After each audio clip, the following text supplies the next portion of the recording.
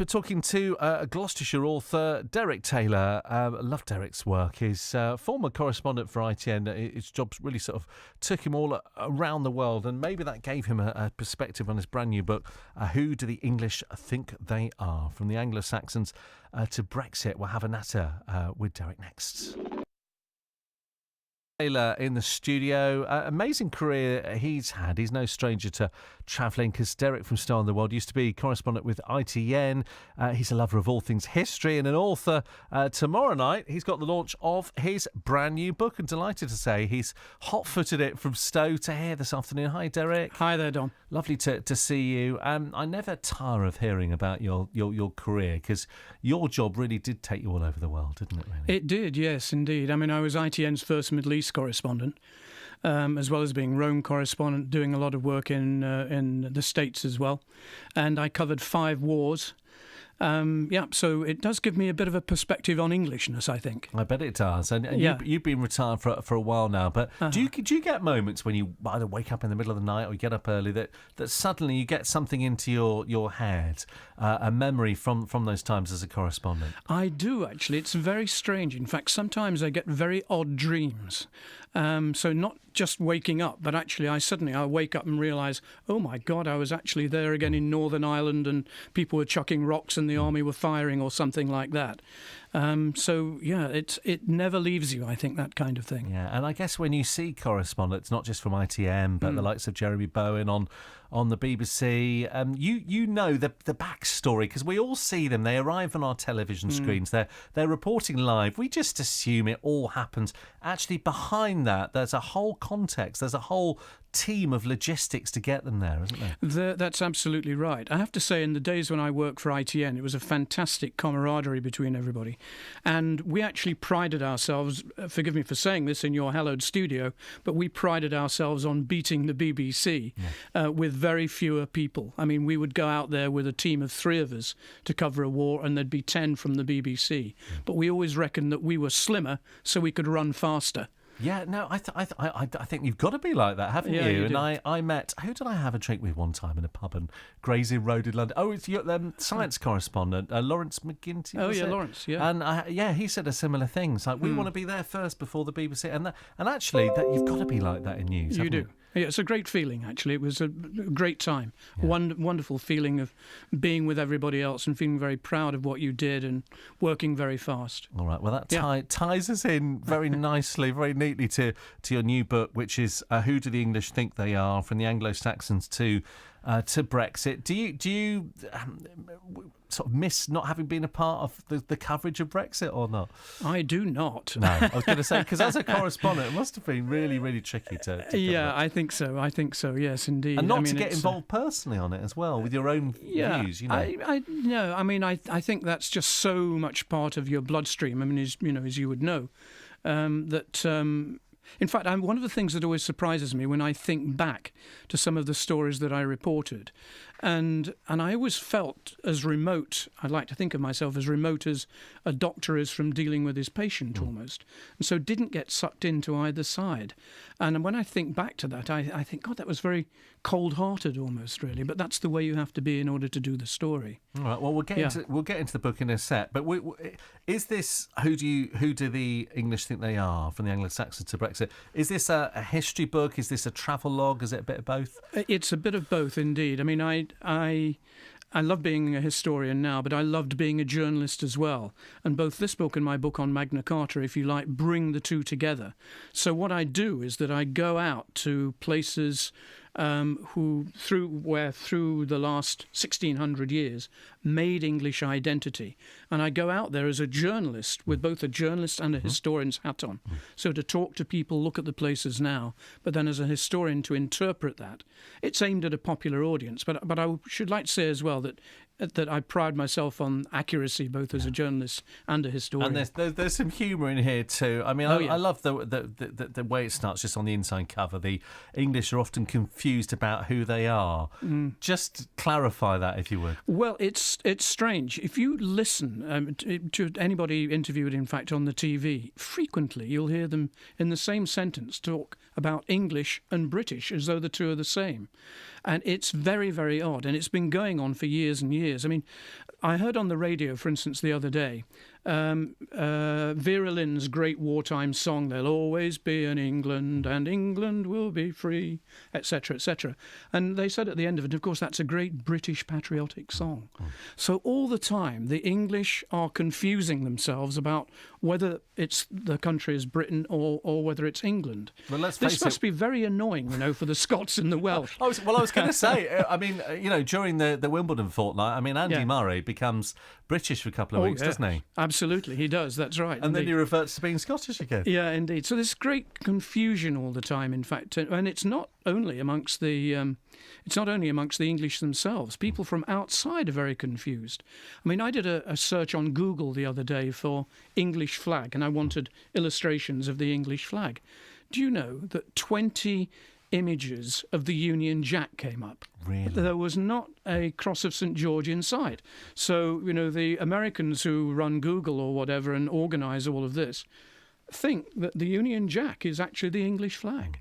Do you think we're almost scared to celebrate our Britishness in this country? Do you mean Britishness or Englishness? Well, I don't know. I mean, that's the thing, isn't it? Yeah, no, you're right. But sometimes you see flags outside people's houses, and they're related to football or whatever. And occasionally, maybe wrongly, I don't know, we associate it with politics even, because there was a time that the Conservative Party had the Union Jack, didn't they, as their logo and the like. And a friend of mine says, "Oh, it reminds him of Margaret Thatcher and this, that and the other." But actually, we shouldn't be scared to celebrate our Britishness or Englishness, should we?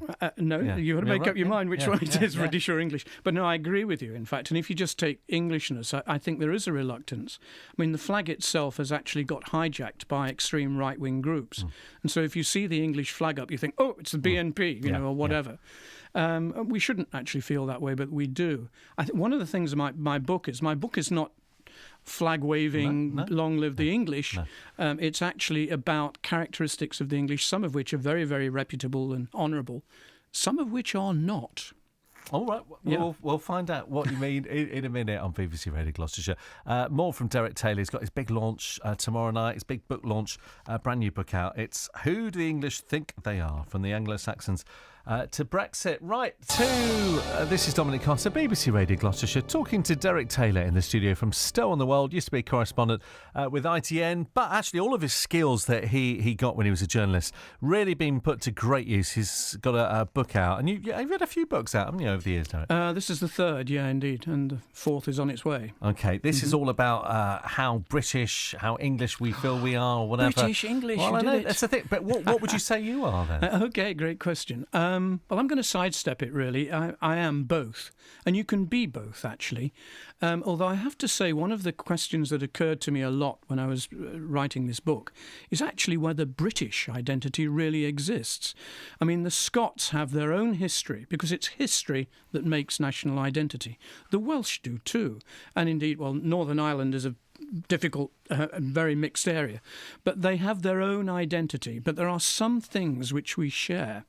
I mean, the last two world wars, did a great deal to create a lot of identity.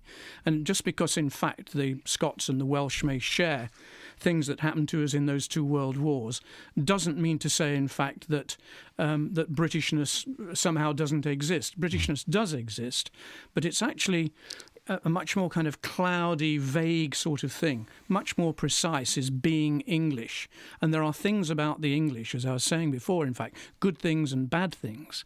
And the bad things are the ones which, in general, foreigners recognise and English people tend not to. Interesting. And, of course, the first English came from Germany, of course, didn't they? They did, indeed. The first English were the Anglo-Saxons, who really came here by accident, because everybody in this country was Celtic when the Romans left.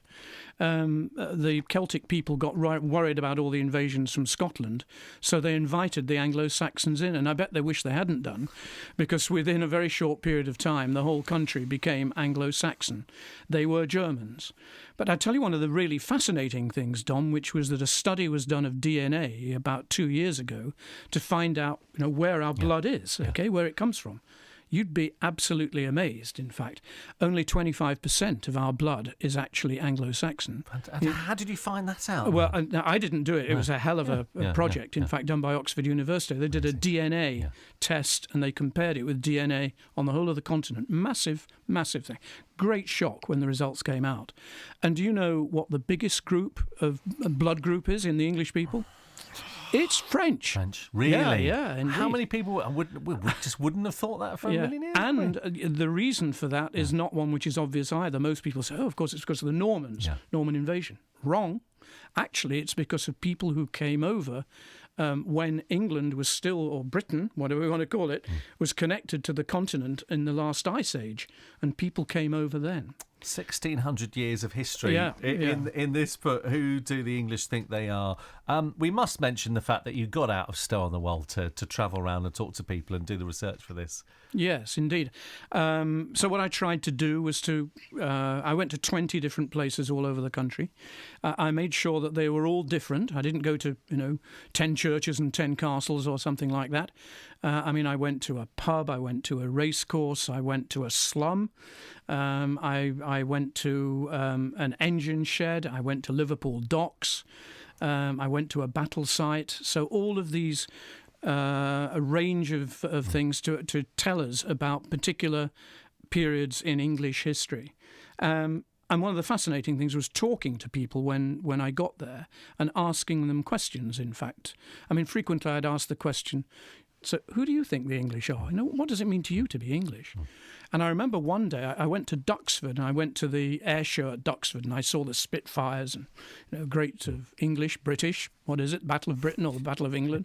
And I asked these two guys, in fact, older guys, and I said, what does it mean to be English? And they said, it means we never give up. This is the English, we never say die. Shortly afterwards, I met a woman, in fact, who was from Ireland. And I said to her, so what do you think being English means? She said, arrogance. Really? So you just get those polar She just, views, without hesitation, she said, arrogance. Extraordinary. Really, really interesting time that you've had with this. And it all goes into Victorian times and right up to date as well with the referendum. Did you write this before the referendum result? Or no, I started to write it at that time. In fact, it was the result of the referendum that really prodded me in the ribs and told me to get on and write it. Because clearly England voted more in favour of Brexit than anywhere else. The Welsh voted, but by a much, much narrower margin.